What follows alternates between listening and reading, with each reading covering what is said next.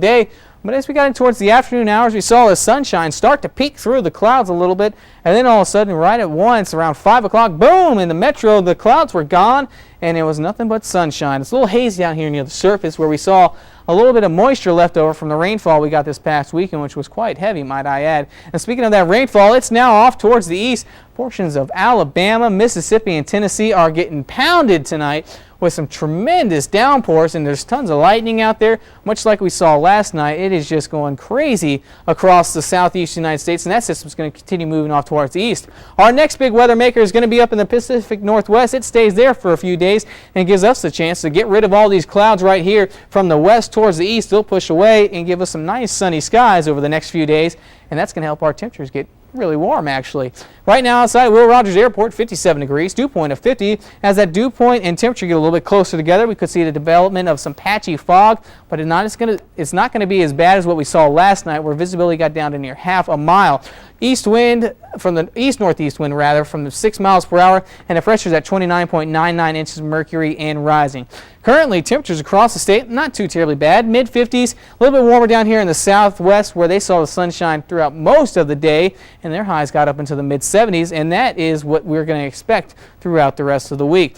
Indian summer-like weather will continue. What that necessarily means is after the first freeze of the fall, which we saw last week, the next warm-up is considered the Indian summer. And how warm will it get? We'll think about some 70s and 80s, so you might want to break out those shorts one more time.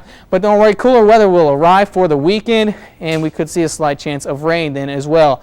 Upper level low sitting across Oklahoma right now. That's what was responsible for the development of rain. It's going to continue pushing off towards the east, giving them some showers along the eastern coast. But in the meantime, we got northwesterly flow across Oklahoma. That'll give us some drier air, and that drier air is also going to help us warm up a little bit more than where we normally would be for this time of year. Well, not necessarily a little bit. How about a lot?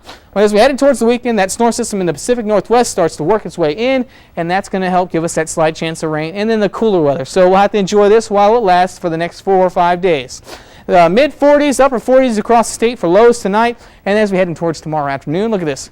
Low 70s, mid-70s, upper 70s, and even a few 80s as you head on towards the Panhandle, so you can tell it is definitely going to be a little bit warmer than what you normally would see for this time of year.